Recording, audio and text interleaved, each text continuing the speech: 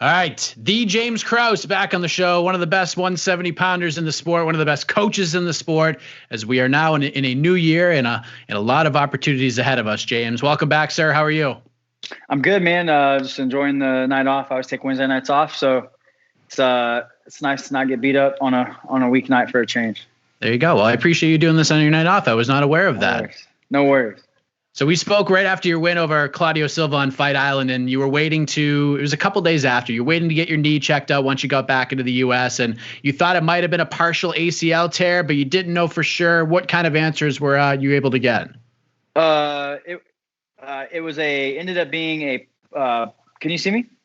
Yep, there you are. Okay. Ended up being a partial MCL tear, which is what I thought it was going to be. That's what they told me there. It's nothing serious. No surgery or anything like that. You know, I don't think it'll ever be the same, but I'm pretty close. You know, I don't think it's not too terrible. It'll be all right. I'm about as good as I'm going to be though. Yeah, I mean, you're not a guy that goes out and fights like 5, 6, 7 times a year anyway. So it's like the layoff's probably going to be like what it would normally be if there was no injury, right? I'm already training every day again, so it's no problem. Yeah, we're good. Well, we have a lot to discuss, James. First off, we saw that your old friend Joaquin Buckley has his next fight booked on January 16th, booked against Alessio Di Chirico, and it seemed like everybody, including Dana White, thought a fight between yourself and Buckley, this was the direction to go because of what had been said over the last several months. Let's just go ahead and address this because I saw on social media after we confirmed this fight, you were taking a little bit of a beating. People were accusing you of ducking him, which is just so ridiculous to even say out loud to you. But what happened from your perspective? Why did this fight not get put together between you and Joaquin Buckley? I'm not really sure. I don't have the answer to that, to be honest with you. I've asked for it twice. You know what I mean? Like, I don't know the answer. I don't want to I don't want to keep talking about it because I feel like this is a fight it's not going to happen. So I don't want to keep talking shit about something that's not going to happen. There's nothing that's going to come from it. And I don't think it's on his end. You know what I mean? Like, I don't think it's not that he doesn't want to fight me. I'm not saying he's ducking me, but to say that I'm ducking him is absurd. And I didn't hear him say that. But from anybody that knows me or has followed me at all in my career knows that that's not true. I've asked for the fight. They didn't want to make the fight. I can't force them to do it. You know what I mean? I'm not sure why. I don't know the answer to that. But it doesn't really matter to me, man. I haven't lost a minute to sleep over it. So it, makes no difference to me. My bills are paid regardless. Yeah. I mean, we talked about it. We talked about it ad nauseum. I'm sure you've talked about it a million times, but there was a post you made like right around Thanksgiving time, and it was something to the effect of sign the contract, sign it now, or we're done. I'm moving on. So ship sailed in your mind? Well, that was just me saying to everybody that I'm ducking him is like, listen, I've asked for the fight. I don't know. I've done everything on my end that I can do to get the fight. And like, I hope I don't see this on Monday as like clickbait, because I feel like I've done a couple of these interviews and it's like, they chop up this much of it, of what he said. And I'm over it. I pretty much said, hey, I asked for the fight. They don't want to make the fight happen.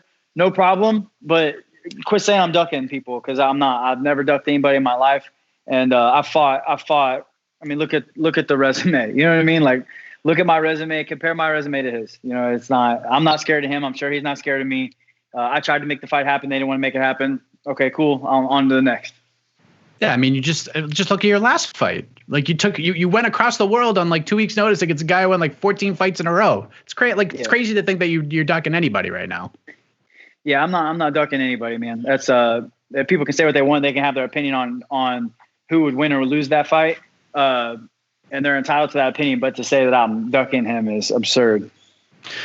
Well, it seems, at least for right now, based on your social media, that perhaps your sights might be set on a different competitor, or more like a competitor seems to have his sights set on you, because earlier this week you took to Instagram and I saw this fight poster featuring yourself and one Diego Sanchez, and you threw some screenshots of a DM that he sent you. I'm just pulling it up real quick. So for those who didn't see it, it said, "Hello, James. You're a smart guy. Well, Matt's smart anyways." He spelled you were wrong also. We're reading this, trying to ignore the grammatical errors here. But you had talked bad on my mentor when you don't even know him, he's actually a really amazing human being. I didn't want to get all heated and say F you, so I won't go there. It's cool, bro. I know you don't know. I'm going to retire soon, probably May, maybe April. Maybe I can show you some of Joshua's methods in the octagon. If it's not good timing, we should train, and I'll teach you some new shit. Breathe in your blessings, Diego Sanchez. Of course, the Joshua he's speaking of is his mentor and coach, Joshua Fabia, who has faced a ton of public criticism, and apparently you have had some not so nice things to say about him. Where did this all come from? Oh, I don't know him as a person. Maybe he's a good guy. I don't know him. I've never said a bad. Well, that's not necessarily true. I feel like he's a master manipulator. You know what I mean? Like the dude. I responded to. I'll go into this. I responded to Diego and I said, I'm sure he's a nice guy. He just don't know shit about fighting. And listen, man. Like, first of all, like I feel like there's been a couple people that have said like there's bro code of not sharing DMs. Like this wasn't a fucking conversation we had back and forth. You know what I mean? Like this, if there's, I'd never shared the Buckley, the conversation, because that was a back and forth. That was a back and forth dialogue. I didn't share that. That's bro code. There was no dialogue here. I said, you can get it. Like, let's go. Ask for it. I'm here. You know what I mean? Like there was no dialogue.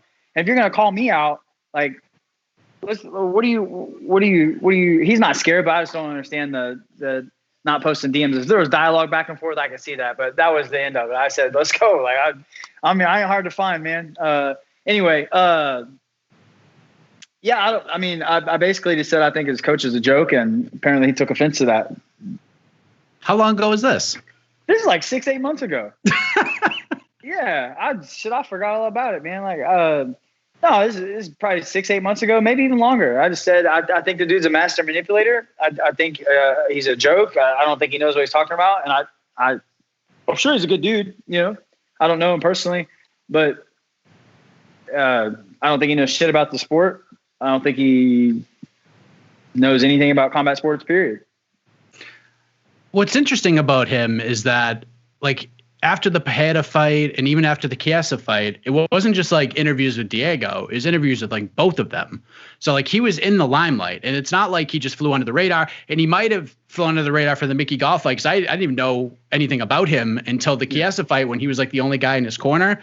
And then like he got in all these interviews and we got to see more with him. So in a way, it was just like he was just everywhere. So it was almost like the criticism, I'm not gonna say it was warranted, but like you weren't attacking his character as a human. You were just judging him like answering a fight question. The only thing that you could say that I said bad about his character is I said he was a master manipulator, and I truly believe that. Like he's a dude that you see on the McDojo Instagram page that was like doing magical shit, and people believe it. You know what I mean? Like, and unfortunately, he's just got a hold of Diego, who believes it. And I don't know what they got, you know, what that's all about or whatever, but Diego should know better. And he's always been kind of Diego's always been a little bit odd anyway. So, man, who am I to, you know, I just give him my opinion. You know what I mean? If you don't like it, fight me. You know, I don't know what to say. You know, if you don't like it, fight me. And apparently he wants to fight me, but I haven't heard a response from him since I posted that, or his guy. So when did he send you that DM? A couple of days before that. Okay, so it wasn't too long ago. When you like when you saw that you had a DM from Diego Sanchez, like what were you thinking? Like, was it something you had to look at right away? Like, how did you even react to it? It was in my other folder. I don't check them, you know, all the time. So I looked at it, and I hardly ever check them, to be honest with you. But for some reason, it just so happened that I checked it that day, and I just said, "Oh, what's this guy want?" I forgot. I mean, it's been 8 months ago. You know what I mean? I forgot all about it. So it was, I mean, I still believe that, and I still am saying it, and it holds true. But you know, like I said, you want to fight me? Okay, cool. Like, let's go. I mean, April or May, I think it makes sense. He wants one more. I mean, listen, this guy, I'll be honest, like the one of the big reasons I became a fan of the sport was because of Diego Sanchez on the first season of The Ultimate Fighter. Like just watching him and just being Diego, like it got me into the sport. So like you could be the man's last fight. Like, is that something that would mean a lot to you as a fan and a coach and a fighter? Yeah, listen, from a competitor standpoint, he needs to be in the Hall of Fame, in my opinion. He was a pioneer of the sport. He's been fighting. He's almost 40 years old. So just him competing at the high level at 40 years old is amazing in itself. I won't be in the UFC when I'm 40. He's 39, I believe. But, you know, Ultimate Fighter 1, I think, and won that season.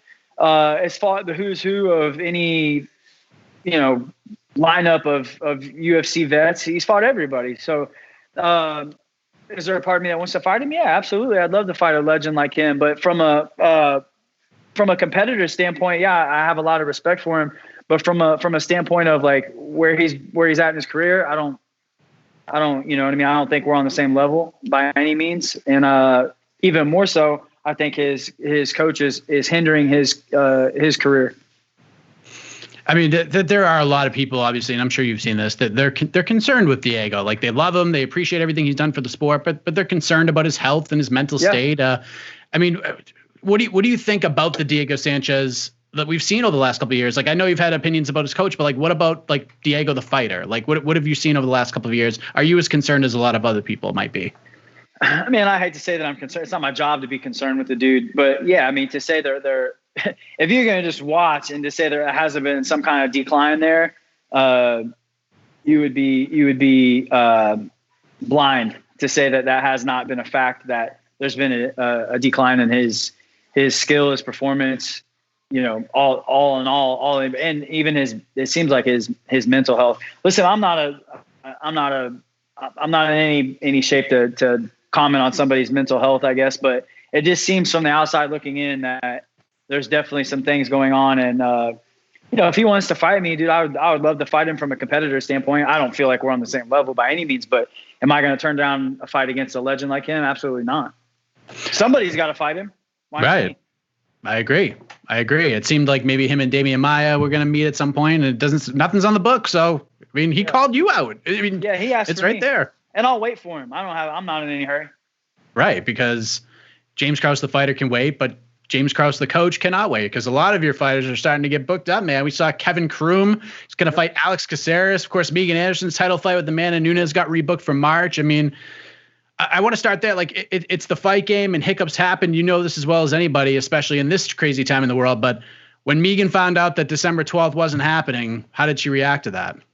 Oh, she was devastated for sure. We had to talk about it. It's just you get that opportunity, especially with the implications, but you get that opportunity, and it's just like, it's a potential life-changing moment for her. And then now we didn't get rescheduled. We just at first it was just, hey, this is not happening right now. We are going to reschedule it, but there's no date set. Right. So they had to come back with us about a month later and say, okay, let's go with March 6th now. As a coach, do you feel like the postponement was like maybe good timing? Like, I mean, you don't want to overtrain. You want to peak at a certain point, but still, like, first UFC title fight, chance to face the greatest of all time, extra time to prepare can't hurt all that much, right? Like, do you guys look at it like that? Like, extra time, this could be a benefit to you. That's how I looked at it, for sure. I mean, it's definitely not going to hurt us, right? I mean, it's not going to hurt us at all. The thing about her is I say it's not going to hurt us. It can hurt us. You know what I mean? And that's, I feel like she would have been ready in December. She'll be ready March 6th. Like, to me, it's tomato. I'm not going to complain over more time to prep, but, sometimes we get in these long camps because we always have a lot of notice for her fights. You know what I mean? So there was like 12 weeks notice. And anytime that you give that fighter 12 weeks to work, sometimes you can get overtraining in. And like, for example, her last fight, her weight was just like oddly low, and she was ran down, and we're talking like 3.5 weeks out before the fight. And, I said, listen, like, you got to go home. You look like shit. Like, I literally told her that in the middle of practice. I said, you look like shit. Go the fuck home and go eat whatever you want today. I don't care what it is. And she had 5 guys twice. And I was like, go eat. You know what I mean? Like, and she can do that because she's earned, she's disciplined. She's very disciplined, too disciplined, in fact, at times. So, yeah, we're good though. I mean, she's looking great. We had a great session. It would have been yesterday, and she looks incredible. She's looking good. Her rounds look good. She looks good. She looks really good. She's ready.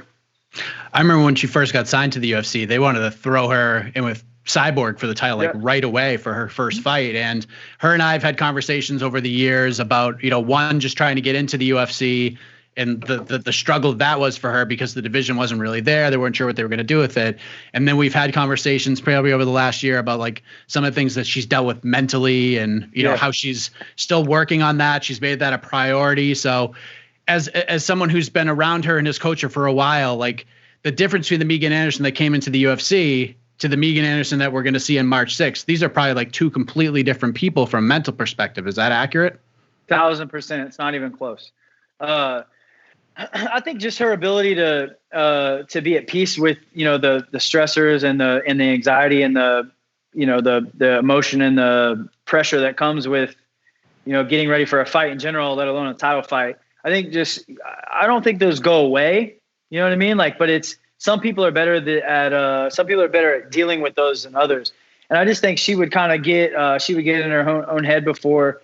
And now I think she's much better at dealing with those things and using them as a positive rather than as a negative. And just like with anybody else, there's always days that you know, that monster creeps up on you. But she's great. You know, she's come March 6th, there'll be no reason that we shouldn't win a world title. There'll be no outside influence that, you know, it's not that we weren't ready or her mentally she wasn't there. Like all the boxes are checked on our end. We just got to go execute.